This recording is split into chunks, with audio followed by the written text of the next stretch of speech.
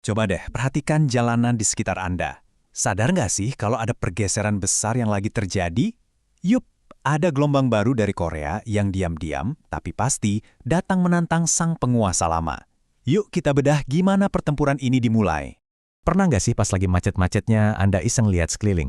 Kiri, kanan, depan, belakang, kemungkinan besar semuanya merek Jepang. Ada Toyota, Honda, Daihatsu, mereka tuh ada di mana-mana. Ini bukan kebetulan loh. Ini adalah hasil dominasi selama puluhan tahun. Tapi pertanyaannya, kok bisa begitu kuat ya? Tapi, di tengah lautan mobil Jepang itu, ada sesuatu yang beda mulai kelihatan. Sebuah nama yang pelan-pelan tapi pasti mulai mencuri perhatian. Inilah dia, penantang serius pertama dalam waktu yang sangat-sangat lama, Hyundai.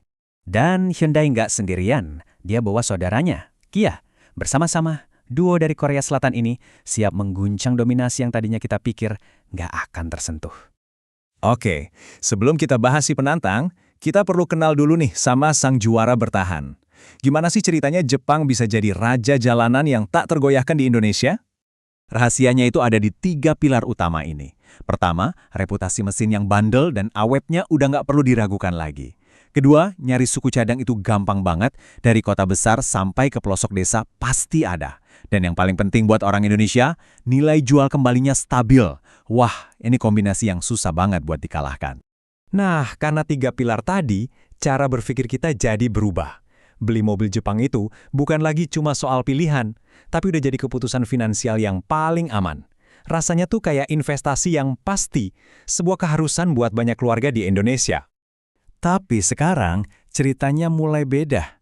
Sang penantang datang dengan strategi yang gak main-main. Mari kita lihat langkah pertama mereka yang paling serius. Jadi apa langkah pertama mereka? Bukan cuma impor mobil. Mereka langsung bangun pabrik di Indonesia. Ini tuh pernyataan sikap yang jelas banget. Mereka serius. Mereka datang untuk tinggal, bersaing, dan pada akhirnya menang. Terus gimana caranya melawan raksasa?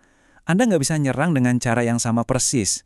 Nah, Hyundai dan Kia datang dengan senjata yang beda, yaitu teknologi dan fitur.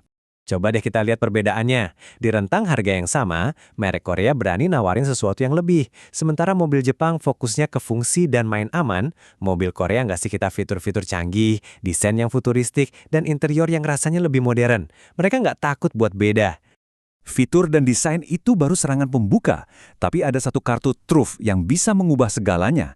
Sebuah arena baru di mana sang juara bertahan justru kelihatan agak ketinggalan. Apa itu? Mobil listrik.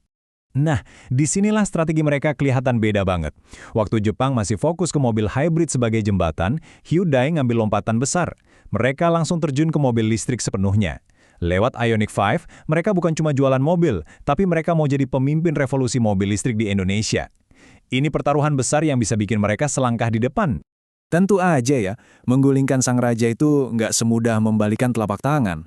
Ada beberapa tembok besar yang harus mereka hancurkan dulu. Ini dia, 3 masalah utamanya. Pertama, soal kepercayaan. Puluhan tahun, orang Indonesia udah terlanjur setia sama merek Jepang.